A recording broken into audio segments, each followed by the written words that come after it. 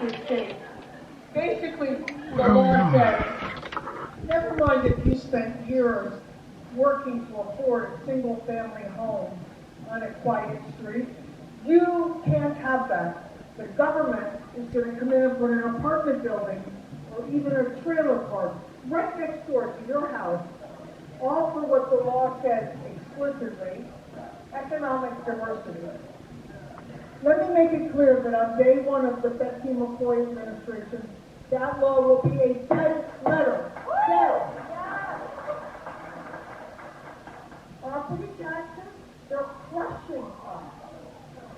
Home values have gone up 60% in the last 5 years. But that doesn't mean you have more money in your pocket, realized gains, no, to pay those extra taxes. The culprit is a state law that requires every town to reassess homes every 5 years. That law is unconstitutional. And the first day as governor, I'm going to freeze that reassessment law, freeze it, and push through the legislature a bipartisan bill to cap the annual increase in property taxes at 2%, or inflation, whichever is fast. And for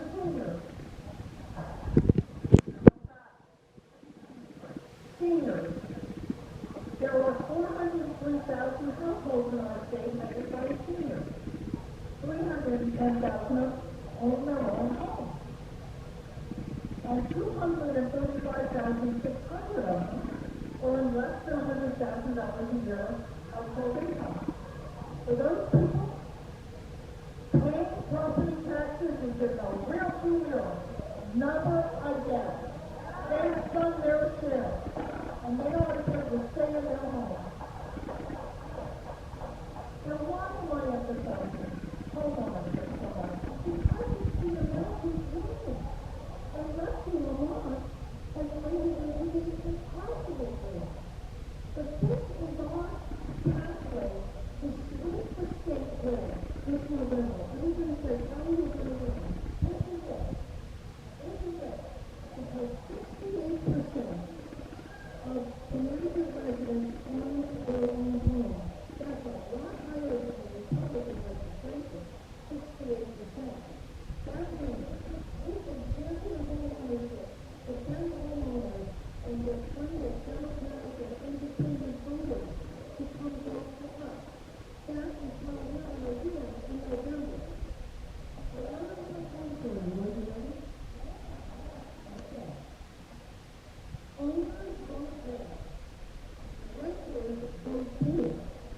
Fight for homeownership and you can win too. And that's how we're going to do it. Reverend Miller, it also applies to those who broken in nursing homes. In these states, there are thousands of families, thousands of businesses. This state, the typically uses the electric bill. This is not enough to nature. It's not, it's a big thing.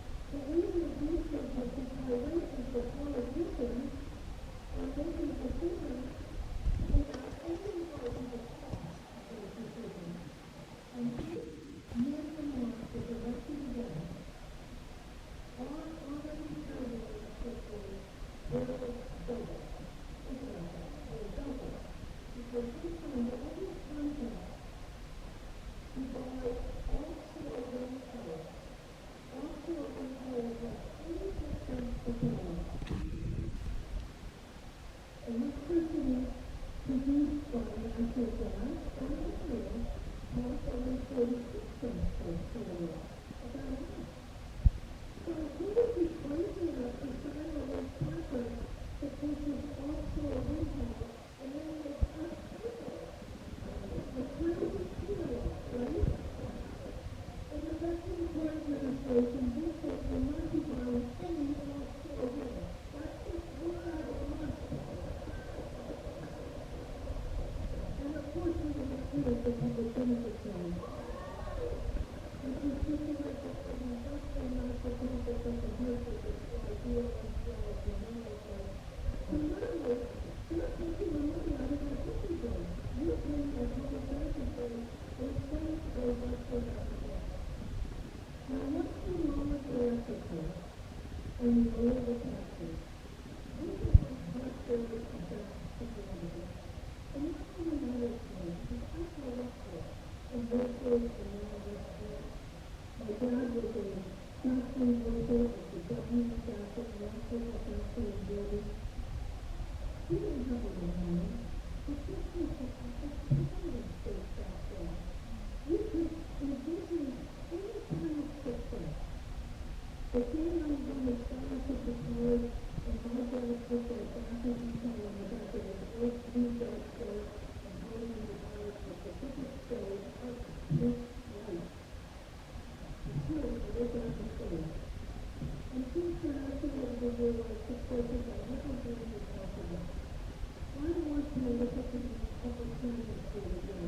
and see if anything can be done to make these things.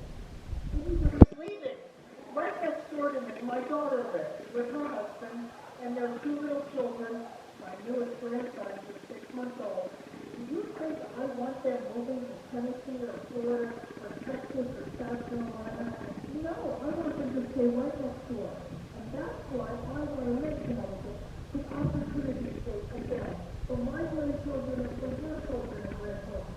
And let me tell you, that is why last week in the Capitol, I announced that as governor, I will act immediately to eliminate the state income tax.